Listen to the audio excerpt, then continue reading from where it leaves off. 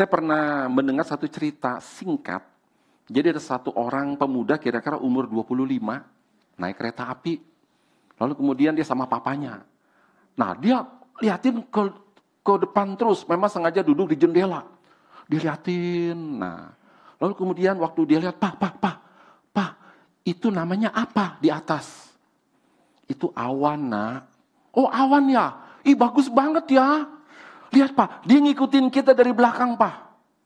Kemudian sesudah itu dia lihat sesuatu, dia tanya, Pak, itu namanya apa, Pak? Itu pohon, Nak. Ih, Pak, bagus banget ya. Warnanya hijau, bentuknya bagus. Lihat, perhatiin, Pak, dia ngikutin kita terus, Pak. Nah, teman sebelah dia tuh jengkel ngelihat kelakuan pemuda ini. Norak banget ya, lihat awan, norak. Lihat pohon, norak. Kemudian emosi dia bilang sama orang tua si pemuda itu.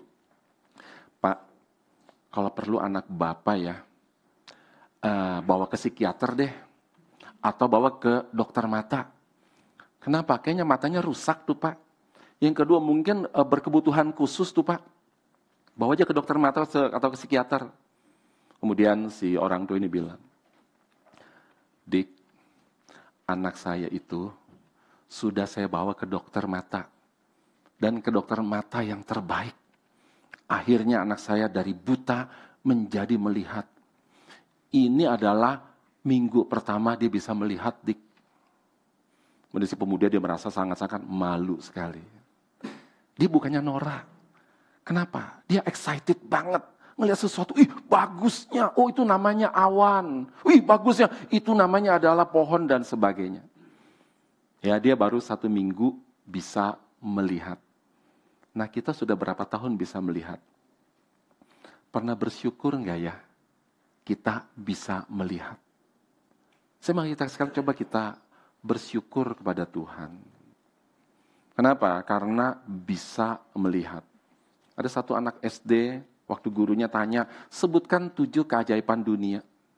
Ada yang bilang, oh piramida, menara Eiffel, atau misalnya seperti Taj Mahal dan sebagainya.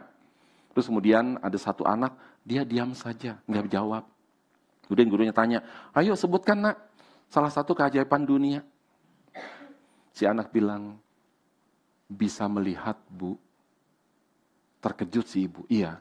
Bisa melihat adalah suatu keajaiban dunia. Amin. Bisa mendengar, Bu. Bisa merasa, Bu. Bisa mencium, Bu. Dan kemudian bisa, begitu banyak bisa. Maka melalui ilustrasi singkat ini saya mengajak kita sekalian, yuk kita banyak bersyukur kepada Tuhan. Kenapa? Kalau kita banyak bersyukur kepada Tuhan, mengurangi keluhan-keluhan kita. Amin. Ada satu lagu, hitunglah berkat-Mu. Dan kemudian karena hitung, mari kita hitung berkat Tuhan satu persatu. Dan kemudian waktu kita hitung, kesimpulannya, kita akan merasa malu sekali. Kenapa? Karena terlalu banyak berkat Tuhan yang tidak mungkin dapat kita hitung. Kemudian kita banyak ngeluh. Berkat Tuhan kita enggak hitung. Kita hitung kesulitan, padahal tidak sebanding sama berkat Tuhan. Maka betul kata lagu itu, membuat kita malu.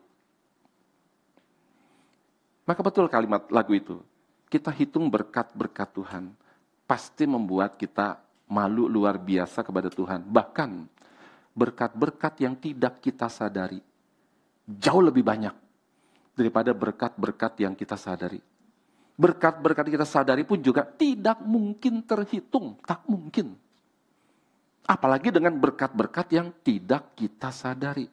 Sudah pasti tidak terhitung. Maka boleh dikata itu unlimited, tidak terbatas. Betul-betul tidak bisa kita hitung. Maka kita terus bersyukur setiap berkat Tuhan. Sehingga apa? Sehingga hati kita dilimpahi dengan penuh ucapan syukur kepada Tuhan. Maka saya mengajak kita sekalian, jangan terlalu banyak mengeluh. Pertama, mengeluh tidak baik. Kedua juga, kita seperti kurang menghargai berkat-berkat Tuhan. Mari kita berdoa terlebih dahulu sebelum mendengarkan firman Tuhan. Bapa di dalam surga, kami sungguh bersyukur kepada Engkau, karena Engkau adalah Tuhan yang terus memberkati kami, bahkan banyak berkat-berkat yang tidak kami sadari, yang terus Engkau berikan kepada kami. Kami bisa beribadah kepada Tuhan pada pagi hari ini adalah berkat anugerah Tuhan kepada kami. Kami bersyukur. Kami bisa mendengarkan firman Tuhan juga adalah berkat Tuhan dan anugerah Tuhan. Kami bersyukur. Berikanlah firman kepada kami ya Tuhan, dan berikanlah kami hati, telinga seperti seorang murid ketika kami mendengar firman Tuhan. Dan juga pakailah hamba-Mu yang sangat penuh dengan kelemahan dan keterbatasan, berkatilah dia. Dalam nama Tuhan kami Yesus, kami berdoa. Amin. Jemaat dipersilakan duduk. Khotbah hari ini berjudul kebenaran yang memerdekakan, yang bertepatan dengan peringatan perayaan kemerdekaan negara kita, Indonesia. Kemarin, kita harus mengucapkan selamat kepada negara kita. Dan kita mesti berterima kasih kepada siapa? Kepada para pahlawan yang sudah berkorban nyawa demi kemerdekaan kita. Dan kita jangan melupakan jasa-jasa mereka.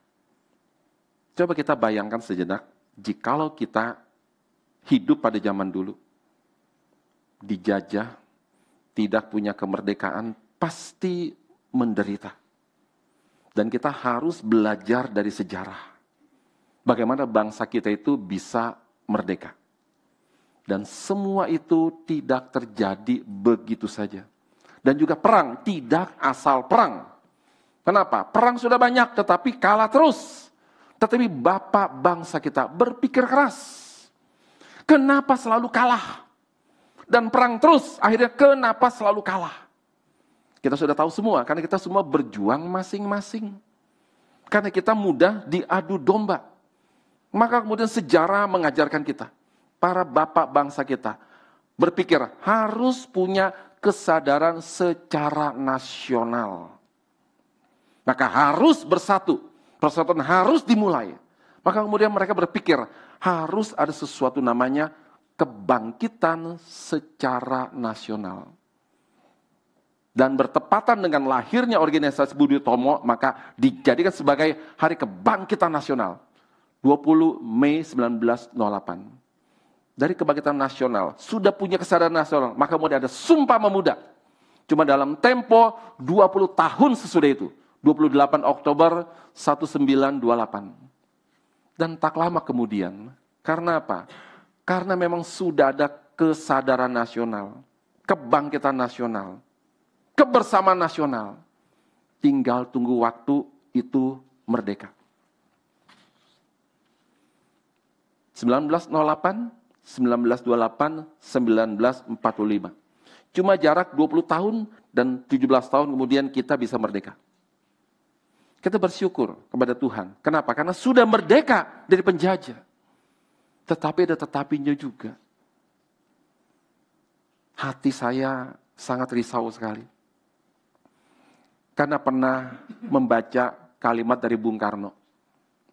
Bung Karno berkata, perjuanganku lebih mudah karena mengusir penjajah. Tetapi perjuanganmu lebih sulit.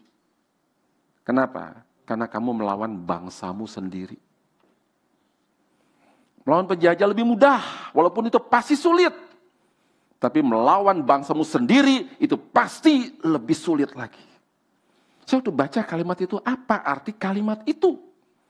Saya berpikir bagaimana mungkin bangsa sendiri menjajah sendiri, bagaimana mungkin? Dan ternyata memang benar. Kita sekarang sedang dijajah oleh bangsa sendiri. Bangsa kita sulit maju dibanding dengan bangsa-bangsa lain yang merdeka belakangan. Kenapa? Karena bangsa kita korupsi gila-gilaan. Dan Indonesia tahun 2024 cuma menempati peringkat 65 dari 180 negara. Dan skornya cuma mendapat skor 34 dari 0 sampai 100. Berarti itu rendahnya luar biasa. Dan skor rata-rata global adalah 43. Dan kita cuma 34. Kalau kita sekolah ada namanya KKM dulu, ketuntasan kriteria minimal. Kalau misalnya 65 KKM-nya itu, berarti apa? Itu pas-pasan kalau dapat angka 65. Lalu kemudian, kalau di bawah 65, berarti itu tidak lulus. Nah, KKM negara kita itu adalah di bawah KKM. Rata-rata 43 KKM-nya. Dan negara kita cuma 34. Bagaimana jiwa kita tidak risau? Saya percaya kita semua berharap pada pemerintah sekarang tadinya untuk memberantas korupsi. Ternyata saya percaya kita semua kena prank. Di pemerintah kita korupsi bisa terjadi di zaman ini. Dulu waktu terjadi kasus 7 triliun di zaman pemerintahan dulu, saya kata 7 triliun, 7.000 miliar, gede banget. Sekarang itu nggak ada nilainya. Sekarang 271 triliun. Di zaman apa? Di zaman sekarang. Dan juga narkoba. Dulu waktu kita dengar kilo, kita sudah syok. Sekarang ton narkoba itu.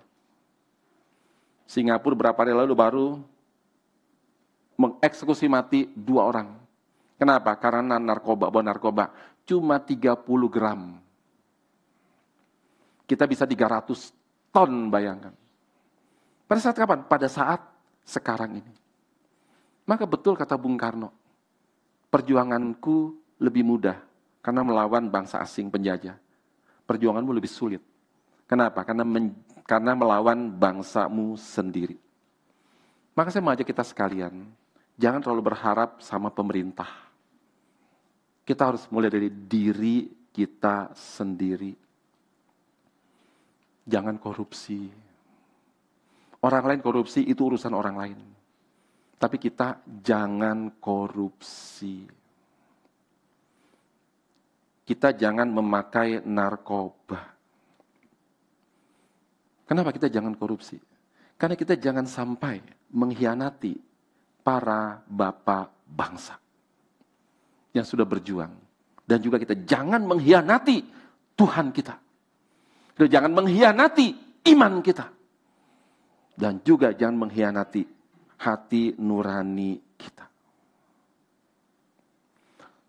Saudara, sekarang kita memikirkan tentang khotbah hari ini itu kemerdekaan, kebenaran yang memerdekakan. Yang jadi pertanyaan, kalimat ini dari siapa? Kedua, apa arti kalimat ini? Yang ketiga, apa hubungannya dengan kita? Judul khotbah ada 2 kata penting, yaitu apa? Benar dan merdeka. Dan sebelum kita membahas tema ini, maka kita mesti membaca sumber dari kalimat ini. Coba kita buka dari Yohanes pasal ke-8. Yohanes pasal ke-8, kita baca dari ayat 30 hingga ayat yang ke-32.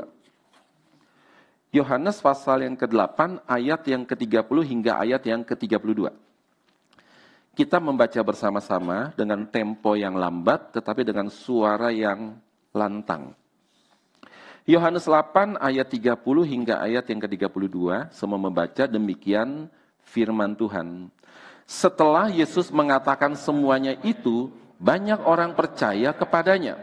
Maka katanya kepada orang-orang Yahudi yang percaya kepadanya, jikalau kamu tetap dalam firman-Ku, kamu benar-benar adalah murid-Ku, dan kamu akan mengetahui kebenaran, dan kebenaran itu akan memerdekakan kamu.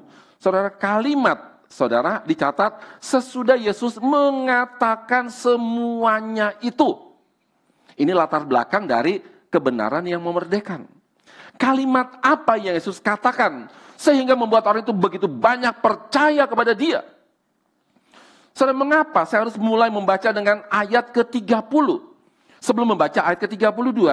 Kenapa, saudara? Karena itu adalah semuanya teks. 32 teks, 31 teks, 30 juga adalah teks. Saudara, kita juga bukan cuma baca teks, kita harus tahu konteks, saudara. Membaca teks tanpa mengerti konteks, maka kita akan menafsirkan teks sesuai dengan penafsiran otak kita sendiri. Saudara, setiap teks pasti ada konteks, saudara. Kalau kita salah menafsirkan teks, saudara, karena kita tidak mencari konteks, itu akan menyesatkan. Kalau saya sebagai mengkhotbah, saya salah menafsirkan, saya menyesatkan diri saya, dan juga menyesatkan semua pendengar saya. Maka Rasul Paulus berkata kepada Timotius, ingat dua hal Timotius. Pertama, kamu harus mengawasi dirimu sendiri. Kedua, kamu harus mengawasi ajaranmu. Tidak boleh salah satu, harus dua, dirimu dan ajaranmu. Kenapa? Kalau ajaranmu benar, dirimu tidak benar, kamu sedang menyesatkan dirimu sendiri. Dan juga kamu sedang menyesatkan semua pendengar kamu. Kalau kamu misalnya ajaranmu itu tidak benar, tanda petik dirimu benar, juga sama itu menyesatkan dirimu dan menyesatkan semua pendengar kamu. Tapi kalau kamu sudah mengawasi dirimu, kelakuanmu, tingkah lakumu, cara hidupmu, apakah sesuai dengan Injil dan Kristus, dan kamu juga sudah mengawasi ajaranmu, maka kamu menyelamatkan dirimu, juga menyelamatkan semua pendengar kamu. Ini sesuatu teguran yang sangat keras dan benar dari Rasul Paulus kepada Timotius. Bukan cuma ditujukan pada Timotius, juga pada semua orang Kristen. Awasi dirimu dan juga awasi ajaranmu. Jagalah dirimu. Berapa banyak ada orang punya ajaran benar, tetapi hidupnya tidak benar. Maka orang di luar sana menghina kekristenan, saudara. Berapa banyak orang tersandung, sulit percaya kepada Yesus. Bukan karena Yesusnya yang buruk. Bukan karena ajaran yang buruk. Itu benar, saudara. Tapi karena hidup kita yang tidak benar. Maka, betul kata Paulus, jaga dirimu, awasi dirimu, dan juga awasi ajaranmu, saudara. Saudara, Yesus kemudian dicatat, setelah Yesus mengatakan semuanya itu, maka begitu banyak orang percaya kepada dia. Kita mesti tahu apa konteks daripada ayat ke-32, saudara. Kalau kita sampai salah, kalau kita tidak mengerti konteks, dan kita menafsirkan secara salah, maka kita menyesatkan, saudara. Begitu banyak orang. Saudara, begitu banyak orang, khotbah itu tidak cari konteks, cuma cari teks. Siapa di sini pernah mendengarkan khotbah? Kamu akan jadi kepala, bukan ekor. Angkat tangan.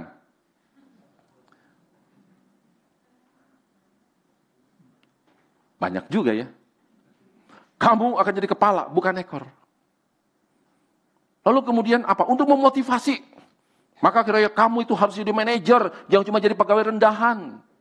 Kamu harus jadi bos, nggak boleh jadi pemilik toko kecil, harus jadi bos yang besar. Karena kamu, firman Tuhan berkata, kamu harus jadi kepala, bukan ekor. Saudara, kalau misalnya kita mentah-mentah terima khotbah seperti itu, tanpa melihat konteks, maka khotbah itu menyesatkan, saudara.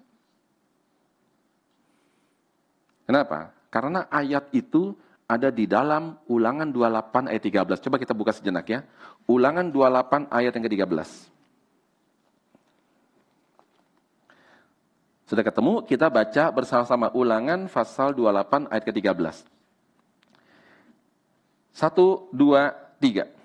Tuhan akan mengangkat engkau menjadi kepala dan bukan menjadi ekor. Engkau akan tetap naik dan bukan turun. Apabila engkau mendengarkan perintah Tuhan Allahmu, yang kusampaikan pada hari ini, kau lakukan dengan setia. Saudara, engkau itu siapa, saudara? Apakah pribadi atau bukan pribadi? Ternyata saudara, itu bukan pribadi. Kita lihat di dalam ayat yang pertama, 28 ayat pertama. Saya akan bacakan. Jika engkau baik-baik mendengarkan suara Tuhan Allahmu dan melakukan dengan setia segala perintahnya yang kusampaikan kepadamu pada hari ini, maka Tuhan Allahmu akan mengangkat engkau di atas segala bangsa di bumi. Saudara, engkau atau kamu itu bukan bicara soal pribadi, tapi bisa soal bangsa, saudara. Tuhan berkata, jika kamu bangsa Israel, taat dan setia kepadaku, kamu akan menjadi kepala dan bukan ekor, saudara. Dan betul-betul itu pernah terjadi. Mereka menjadi kepala dan bukan ekor, saudara. Saat kapan? Saat pemerintahan Raja Salomo. Salomo begitu mau ngasih begitu banyak bangsa, saudara. Dan Israel menjadi kepala, bukan ekor. Tetapi saudara, di dalam ayat yang lain juga dikatakan, kalau kamu tidak taat, kamu akan jadi ekor dan bukan kepala. Ayat ini sangat jarang dikhotbahkan. Kenapa? Kalau dikhotbahkan nggak laku pendetanya. Mesti khotbahkan yang positif-positif. Kamu akan jadi kepala bukan ekor. Dan saudara, Israel juga pernah menjadi ekor, saudara. Kenapa? Karena tidak taat kepada Allah. Mereka dijajah oleh Aram. Mereka dijajah oleh Asyur. Mereka dijajah oleh Babel. Mereka dijajah oleh Media Persia. Mereka dijajah oleh Yunani. Dan juga mereka pernah dijajah oleh Roma, saudara. Betul terjadi. Kamu akan menjadi ekor dan bukan kepala, saudara. Maka saudara, ayat kebenaran memerdekakan kamu, kita mesti tahu konteksnya, saudara. Yesus, Alkitab mencatat, sesudah Yesus mengatakan semuanya itu, banyak orang percaya kepadanya. Pertanyaan saudara, Yesus mengatakan apa, saudara? Di dalam ayat-ayat sebelumnya, saudara, dalam ayat ke-12, kita lihat sejenak saja, saudara, di dalam Yohanes pasal yang ke-8 ayat yang ke-12, saudara. Ini adalah kalimat yang Yesus katakan kepada mereka sekalian. Yohanes pasal 8 ayatnya ke-12. Maka Yesus berkata pula kepada orang banyak, katanya, akulah terang dunia. Barang siapa mengikut aku, dia tidak akan berjalan dalam kegelapan, melainkan dia akan mempunyai terang hidup. Saudara, Yesus mengatakan, akulah terang dunia, saudara. Yesus katakan di mana? Di dalam ayat sebelumnya, saudara, itu adalah di bait Allah, saudara. Maka tak heran, banyak orang-orang Farisi, mereka langsung menyanggah kalimat Yesus. Dan saudara baca sendiri, saudara, di dalam perikop sebelumnya. Mereka menyanggah kalimat Yesus. Kenapa mereka menyanggah? Karena Yesus berkata, aku adalah terang dunia. Saudara, terang dunia penting, tetapi aku adalah itu jauh lebih penting, saudara. Maka mereka marah, saudara. Apalagi pada waktu Yesus berkata, before Abraham was, I am. Apa yang terjadi? Alkitab mencatat, mereka ambil batu, saudara, untuk melempari Yesus. Kalau saya ngomong I am, memang salah saya apa ya? Kalau saya ngomong I am the truth, salah saya apa ya? Anggap aja orang gila. Kamu adalah kebenaran, orang gila. Anggap aja orang gila, saudara. Apakah perlu dilempar sama batu? Tidak perlu. Tapi kenapa mereka ingin melempar Yesus dengan batu? Saudara, karena bukan sekedar, saudara, orang gila. Bukan seorang orang gila. Karena waktu Yesus dikatakan, I am. Itu adalah Allah, saudara. Pada waktu Musa bertanya kepada yang memanggil dia. Di padang gurun. Ada semak yang terbakar, tapi tidak hangus. Menarik perhatian Musa. Kemudian Musa, saudara, pada waktu dia menghampiri semak itu, Tuhan memanggil dia, Musa, Musa. Dia terkejut. Kenapa? Ada orang kenal saya. Dia lihat-lihat, siapa memanggil saya? Dia panggil nama saya, berarti dia kenal saya. Kemudian yang memanggil berkata, lepaskan kasutmu. Karena tempat yang kau pijak itu adalah kudus. Langsung saudara, Musa itu bertelut, saudara. Dia lepaskan kasutnya. Kenapa? Dia langsung merasakan sesuatu kekudusan Tuhan. Dulu saya berpikir, saudara, kenapa Abraham, waktu ada firman berkata kepada dia langsung saja percaya, saudara. Abraham, tinggalkan sanak saudaramu, tinggalkan kampung halamanmu, pergilah ke tempat yang aku tunjukkan kepada kamu. Kau langsung percaya, saudara? Saya pikir kenapa ya kau langsung percaya? Jangan-jangan setan, jangan penipuan loh, jangan-jangan loh. Saudara, akhirnya saya dapat jawaban juga. Kenapa? Yang memanggil itu, dia menyatakan kekudusannya, saudara. Beda dengan dewa-dewa pada zaman Abraham yang tidak punya kekudusan. Para dewa-dewa yang suka selingkuh. Para dewa-dewa yang suka bermain seks, saudara. Tapi pada waktu yang satu ini memanggil dia, saudara, dia langsung tahu dia adalah Tuhan. Kenapa? Karena memanggil dia itu menyatakan kekudusannya, saudara. Langsung dia percaya saja, saudara. Abraham. Saudara, pada waktu Yesus berkata, I am. Orang-orang Farisi marah. Siapa kamu? Berani ngaku-ngaku sebagai Tuhan. Siapa kamu? Maka mereka mendebat Yesus, saudara. Yesus sudah menyatakan kekudusannya. Sudah menyatakan kasihnya. Tangannya tidak berlumur darah. Dari situ saja kamu harus tahu dia adalah Tuhan. Kenapa? Tidak ada orang yang sesuci Yesus. Bahkan Yesus pernah memberikan tantangan terbesar kepada semua orang. Baik pada zamannya, baik pada zaman nanti. Dia berkata, silakan buktikan jikalau aku berbuat dosa. Saudara, semua diam, saudara. Tidak ada satupun orang yang berani buktiin Yesus itu berdosa. Kenapa? Dia betul-betul orang paling suci di dunia, saudara. Pada waktu Yesus diadili oleh imam besar. Dan kemudian imam besar sudah kehabisan akal. Bagaimana cara menjatuhkan Yesus. Saksi palsu sudah gagal. Yesus diam saja, saudara. Akhirnya dia keluarkan satu kalimat yang Yesus pasti jawab, saudara. Sekarang jawab dengan sumpah. Apakah engkau adalah anak Allah? Yesus langsung menjawab, I am. Apa yang dilakukan oleh imam besar? Dia tidak berkata, kamu gila. Allah mana mungkin punya anak, kamu gila. Tidak, saudara. Dia langsung merobek jubahnya. Tanda petik, tanda duka cita. Kenapa? Karena Yesus sudah berani mempersamakan diri sebagai Allah, saudara. Apa hukumannya, saudara? Bunuh mati dia, salibkan dia, saudara. Saudara, itu Yesus, saudara. Dia berkata, I am. Kenapa? Karena memang dia adalah Tuhan, saudara. Maka saudara, waktu kemudian orang-orang Farisi, mereka terus mendebat Yesus, saudara. Dan Yesus juga terus, saudara, jelaskan kepada mereka sekalian. Tapi mereka tidak terima. Terkadang saya sangat heran, kok Yesus mau ya ladenin orang-orang Farisi yang udah jelas nggak mau bertobat, yang udah jelas nggak mau percaya, saudara. Itu kan sia-sia. Saudara, tidak ada firman Tuhan yang sia-sia. Satu kalimat pun, saudara, tidak ada yang sia-sia. Kenapa, saudara? Waktu Yesus katakan sama mereka, kasih firman Tuhan kepada mereka. Dan mereka tidak mau percaya. Saudara, firman Tuhan tidak sia-sia. Kenapa? You tidak percaya.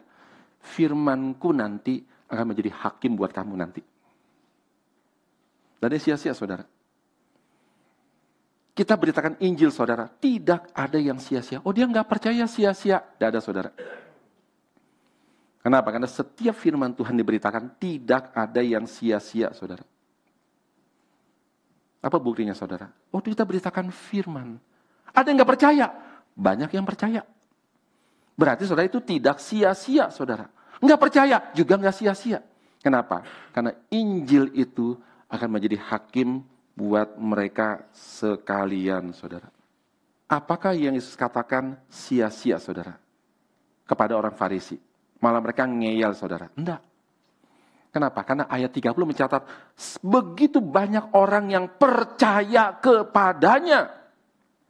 Dan sesudah banyak orang percaya kepadanya, kemudian Yesus langsung lanjutkan dengan kalimat, maka katanya kepada orang-orang Yahudi percaya kepadanya, jikalau kamu tetap dalam firman-Ku, kamu benar-benarlah murid-Ku, dan kamu akan mengetahui kebenaran. Dan kebenaran itu akan memerdekakan kamu, saudara.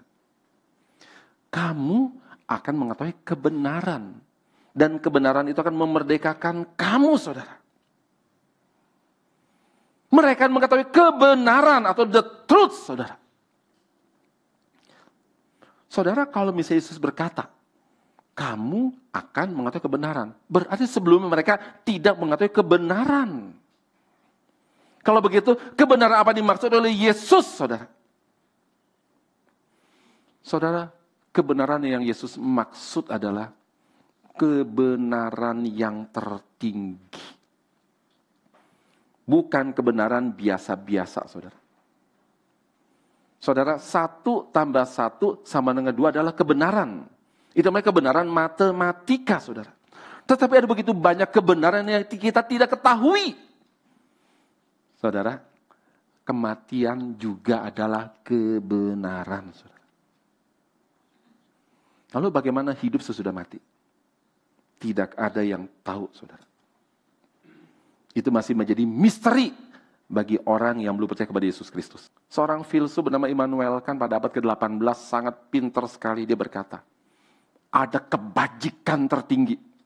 Atau ada kebenaran yang tertinggi. Dan manusia terbatas. Tidak bisa mengerti kebenaran itu. Tidak bisa mengerti kebajikan tertinggi itu. Atau summum bonum, saudara, istilahnya. Maka kemudian, ya sudah. Ngapain kita peduli sampai begitu? Kita nggak mungkin bisa menjangkaunya. Ngapain kita peduli, saudara? Maka Kant menjadi seorang agnostik. A berarti tidak, agnostik berarti tahu. Berarti dia seorang yang udah tidak tahu apa-apa. Sudah kita pelajari yang kita tahu aja. Kebenaran yang biasa-biasa aja. Yang itu ada, tapi kita nggak tahu. Udah jadi agnostik aja. Saudara, apa beda ateis sama agnostik? Ateis orang yang tidak percaya Tuhan ada. Agnostik percaya bahwa Tuhan ada. Tapi kita nggak bisa mencapainya. Jadi apa? Nggak peduli. Kamu ada atau nggak ada, saya nggak peduli, saudara. Saudara, kalimat Immanuel Kant itu benar, saudara. Ada kebenaran tertinggi. Dan kita tidak bisa mencapai itu betul, saudara. Tapi dia lupa satu kebenaran lagi, saudara. Apakah itu? Kita tidak bisa menjangkau kebenaran. Yang tertinggi itu. Tetapi yang tertinggi bisa menjangkau kita, saudara. Kita nggak mungkin bisa mencapai Allah. Tetapi Allah bisa mencapai kita, saudara. Immanuel Kant, aku tahu ada kebenaran tertinggi, tapi aku tidak bisa mencapainya. Sudah, biarkan saja, saudara. Dia lupa satu kebenaran lagi. Itu apa? Kita tidak bisa menjangkau sana. Tapi sana bisa menjangkau sini, saudara. Yesus berkata, kamu akan mengetahui kebenaran. Dan kebenaran akan memerdekakan kamu, saudara. Apa kebenaran yang dimaksud oleh Yesus, saudara? You will know the truth, saudara. Truth, saudara. Ternyata 6 pasal sesudah itu Yesus berkata, I am the truth. I am the way. And I am the life, saudara. Yang Yesus maksud adalah, kamu akan mengetahui aku, saudara. Dan aku akan memerdekakan kamu, saudara. Dimerdekakan dari apa, saudara? Saya sudah siapkan khotbah ini 2 minggu, saudara. Sampai tadi malam jam 1 saya pikir, saudara, dimerdekakan dari apa, saudara? Dimerdekakan dari kekhawatiran yang kurang penting. Loh, berarti ada kekhawatiran yang penting, saudara. Ada, saudara. Dan juga ada khawatir yang kurang penting, saudara. Apa khawatir yang kurang penting? Soal makanan, saudara. Soal pakaian. Soal rumah. Itu kekhawatiran yang kurang penting, saudara. Maka pada waktu mereka khawatir, kami makan apa? Kami pakai apa? Kami tinggal di mana? Yesus berkata, kenapa kamu khawatir? Burung di udara yang tidak menabur, yang tidak menuai, dikasih makan oleh Bapamu. Apalagi kamu manusia. Kenapa kamu khawatir? Soal pakaian, kamu lihat bunga di padang. Bunga pinggir jalan, bunga bakung. Begitu indah. Itu pasti yang tenun. Siapa yang tenun itu? Itu adalah Allah yang tenun. Bapa di surga yang tenun. Kenapa kamu khawatir? Saudara, berarti banyak khawatir yang kurang penting, saudara. Khawatir soal makan. Khawatir soal pakaian. Khawatir soal rumah, saudara. Yesus berkata, serigala punya liang. Burung punya sarang. Aku tidak punya tempat untuk meletakkan kepalaku, saudara. Saudara, begitu banyak kekhawatiran yang kurang penting, saudara. Tetapi kita seringkali, saudara, kurang khawatir dengan khawatir yang sangat penting, saudara. Jiwa kita, saudara. Kita seringkali kurang khawatir, saudara. Ini sangat penting sekali. Nanti urusan nanti. Nggak bisa, saudara. Kenapa? Nanti juga pasti ketemu nanti, saudara. Ada kekuatan yang sangat penting, saudara. Dan Yesus pernah begitu khawatir untuk hal yang paling penting, saudara. Khawatir apa? Di Taman Getsemani, dia teramat sangat khawatir. Dia bilang sama orang, jangan khawatir. Sendiri khawatir, saudara. Beda kualitas. Yaitu soal makan, soal pakaian, soal tempat tinggal. Ini beda, saudara. Di sini begitu khawatir, itu apa? Dia akan berpisah dengan sang Bapa, saudara. Di Taman Getsemani dia bergumul keras. Lukas mencatat, keringatnya seperti butiran darah. Berarti khawatir luar biasa, saudara. Dan juga dia berdoa dicatat oleh Markus sambil dia rebah, saudara. Cara berdoanya. Matius mencatat dia berdoa yang itu lagi, saudara. Kenapa? Karena begitu sangat khawatir. Buat siapa, saudara? Buat dia? Bukan. Buat kita, saudara. Dia begitu khawatir. Buat kita. Dia khawatir berpisah dengan sang Bapa, saudara. Saya pernah ditanya, waktu saya mau perpisahan sama pemuda Geri Palembang. Ada banyak pertanyaan. Pertanyaan pertama, saudara. Waduh, saya nggak dikasih tahu. Langsung aja, Pak, kami punya pertanyaan, Pak. Buat kenang-kenangan. Oh iya, silakan. Saya kan mau nanya tentang pelayanan, saudara. Iya, Pak, pertanyaan pertama. Apa yang paling Bapak takutkan di dalam dunia ini? Wah, apa yang paling Bapak takutkan? Buset, saudara. Langsung, saya bilang. Banyak ketakutan saya. Tetapi ada satu yang paling saya takutkan. Apa, Pak? Ditinggalkan Tuhan. Percuma saya punya harta banyak, tapi Tuhan meninggalkan saya. Percuma saya banyak dapat berkat, tapi Tuhan meninggalkan saya. Banyak khawatir, saudara. Tapi ada satu yang paling saya khawatir. Ditinggalkan Tuhan, saudara. Saudara, Yesus berkata, kebenaran itu akan memerdekakan kamu, saudara. Dan khawatir, saudara, yang terakhir adalah apa, saudara? Khawatir bagaimana nasib kita di dalam kekekalan, saudara. Bagi orang yang percaya sama Yesus, saudara, sudah percaya, tidak khawatir lagi. Bagi yang belum percaya, saudara, mari kita pikir baik-baik. Kenapa, saudara? Ini pertaruhan dan tidak pernah kembali, saudara. Di dalam kekekalan, berarti kekal selama-lamanya, saudara. Kita kekal, dihukum, atau kita kekal bersama dengan Sang Pencipta, Sang Penebus, Sang Juru Selamat, saudara. Dan yang terakhir, saudara. Kita orang Kristen. Apakah benar-benar sudah merdeka? Merdeka dari kekhawatiran yang gak penting, saudara. Soal makanan kah? Bahkan soal masa depan kah, saudara? Apakah sudah merdeka? Jikalau tidak, saudara, Yesus berkata, kalau kamu betul-betul muridku, kamu tinggal di dalam firman-Ku. Dan kamu akan mengatakan kebenaran, dan kebenaran akan memerdekakan kamu, saudara. Pertanyaan, betulkah kita sudah betul tinggal di dalam firman itu, saudara? Lalu kemudian betulkah kita suka belajar firman Tuhan, saudara? Orang yang suka belajar firman Tuhan, dia pasti akan banyak tahu kebenaran. Dia pasti akan tahu banyak hikmat, saudara. Hikmat itulah yang akan menolong kita dari banyak kekhawatiran, saudara. Kalau kita nggak ngerti apa-apa, saudara, nggak heran kita khawatir. Tapi kalau kita banyak ngerti firman Tuhan, kita belajar firman Tuhan, kita mengerti firman Tuhan, saudara. Itu firman akan mencerahkan pikiran kita. Maka saudara, setiap kali ada orang, tolong minta didoakan, Pak, pergumulan kami. Oke? Kalimat saya selalu sama, saudara.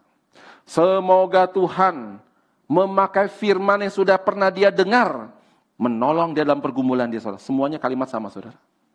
Saya kemudian bilang, Tuhan lepaskanlah dari pergumulan yang enggak, saudara. Kamu dengar firman berapa banyak. Firman itu yang akan menolong kamu, yang akan memerdekakan kamu, memimpin kamu, membawa kamu kepada sang kebenaran. Dan kita hidup dalam kebenaran. Dan kita betul-betul dimerdekakan, saudara, oleh kebenaran.